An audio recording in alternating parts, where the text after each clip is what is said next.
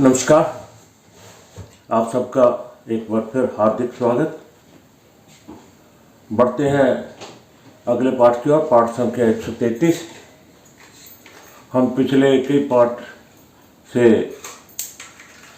व्यय भाव के श्लोकों की चर्चा करते आ रहे हैं। यह व्यय भाव का और सभी लगन से लेके द्वादश भाव का ये अंतिम पाठ होगा, श्लोकों के मद्देनजर रखते हुए। इसके बाद मैं ये बताना चाहता हूँ कि ये जो श्लोक है मैंने पराशर जी के बृहद पराशर होरा से लिए हैं और मैंने चुनिंदा ही श्लोक लिए हैं। विस्तार पूर्वक जानकारी लेने के लिए आप स्वयं पुस्तक परचेज करके खरीद करके उन सभी श्लोकों का अध्ययन कर सकते हैं। हमने लगन भाव का चर्चा की, धन भाव की, सुख भाव की, सप्तम की, कर्म भाव की। आज जो ये है अंतिम पाठ है। इसके बाद हम टॉपिकली किसी विषय वस्तु को विशेष लेकर उनकी चर्चा करेंगे। जैसे विवाह है, मैरिज और मैरिज लाइफ, कि मैरिज होगी या नहीं होगी, होगी कैसे देखनी है, नहीं होगी तो क्या योग है, ये सारी चर्चा। और अगर हो गई तो सुख शांति से बीतेगी, तलाक तो नहीं होगा, लड़ाई झगड़े तो नहीं होंगे। ऐसे एक टॉपिक। दूसरी तरह रोजगार को लेकर, रोजी रोटी को लेकर, आजीविका को लेकर भी हम कौन सा काम करेंगे, नौकरी करेंगे या कि अपना बिजनेस करेंगे, खुद का करेंगे या कि पार्टनरशिप के साथ करेंगे। उसको जो बिजनेस चुनना है उसको कैसे चुने, ये जो है एक एक टॉपिक को लेकर हम उसकी अलग से जो है प्लेलिस्ट बनाएंगे। और ये आज का अंतिम पाठ है श्लोकों का, जो कि भावों के प्रति बताता है कि हम उनसे क्या देख सकते हैं अगर ऐसा योग हो। बढ़ते हैं श्लोक की ओर। पहला श्लोक, श्लोक नंबर ये 8 है इस भाव का। व्यय से शुभ राशि थे। व्यय आपको मालूम है, जब ये हम पत्रिका एक बनाते हैं तो व्यय भाव कौन सा है, बहुत देर से चर्चा आ रही है इन भावों की। ये हमारा व्यय भाव है, द्वादश भाव जिसे बोलते हैं, मोक्ष का भाव भी बोलते हैं। इसका व्यय से शुभ राशि थे, इसका जो स्वामी है वो किसी शुभ राशि में जाओ, यानी किसी शुभ ग्रह की राशि में स्थित हो। व्यय रक्षे शुभ संयुक्ते, और व्यय भाव में शुभ ग्रह स्थित हो। इसका स्वामी शुभ राशि में गया हुआ हो और इस भाव में शुभ राशि ग्रह बैठे हो। शुभ ग्रहणे समदृष्टे, और उनके ऊपर शुभ ग्रहों की दृष्टि हो।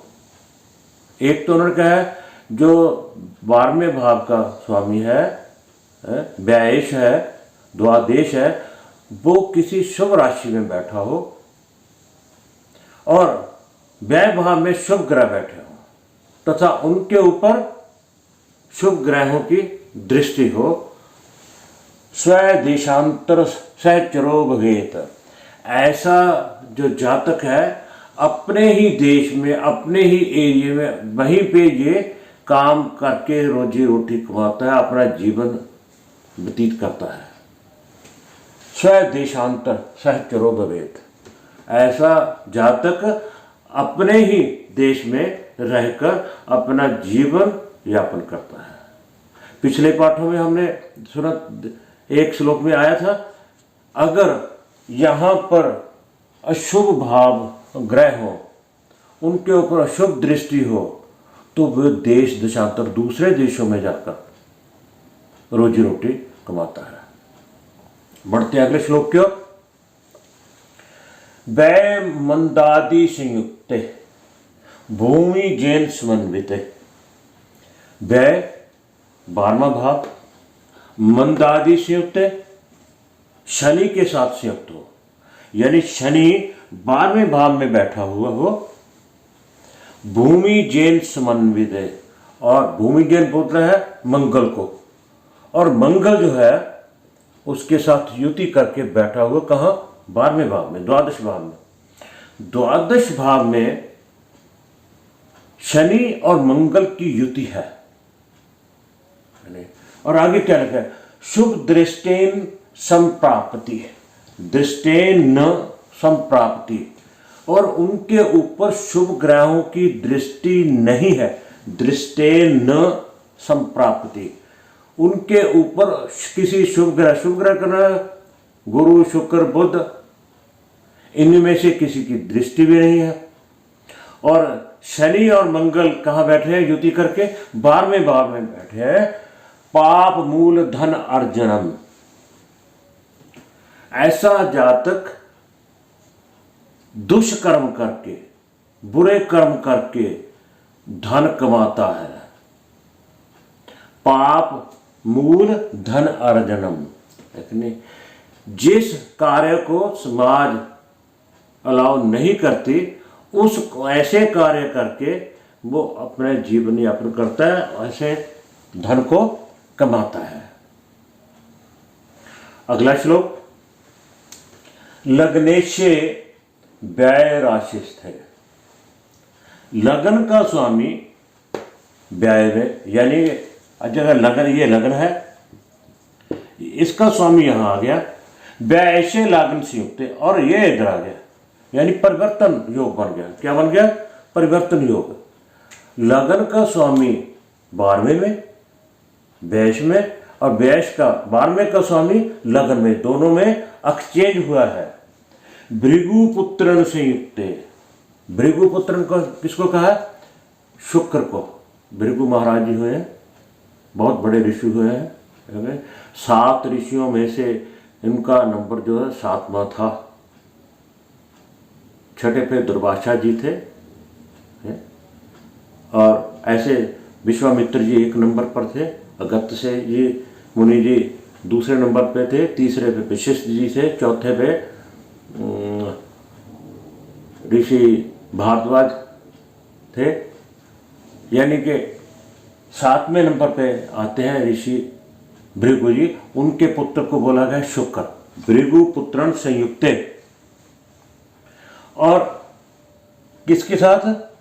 शुक्र की युति हो। शुक्र की युति है। धर्म मूला धन व्यय। ऐसा जातक, अगर शुक्र की जगह हम शुभ ग्रह भी कह दें, शुभ ग्रह भी कह दें तो भी ठीक है।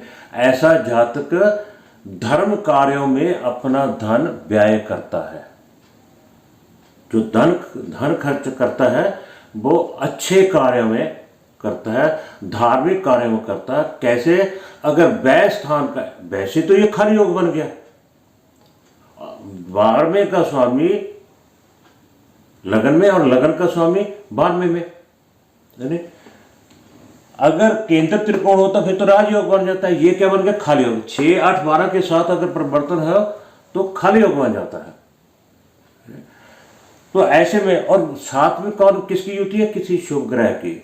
यहां क्या बताया? अगर शुक्र की, पर्टिकुलर ने शुक्र की बताया, मगर मैं कहूंगा ऐसे केस आया अगर जिनकी शुभ ग्रह के साथ भी युति है तो वो बंदा धर्म कार्यों में अपना पैसा व्यय करता है। तो ये थे मेरी ओर से अंतिम श्लोक। मैंने 10 श्लोक लिए हैं, और बहुत श्लोक हैं। कृपया बृहत पराशर होरा शास्त्र खरीद के विस्तार से पढ़िए। मैं ये नहीं कहता है ये सफिशिएंट है, ये सिर्फ इशारा मात्र है, संकेत मात्र है। आप ज़्यादा से ज़्यादा अध्ययन कीजिए, तो जितना अध्ययन होगा उतना फल कथन अच्छा करेंगे। अगर मेरा पाठ आपको अच्छा लगे तो लाइक शेयर और सब्सक्राइब जरूर कीजिएगा।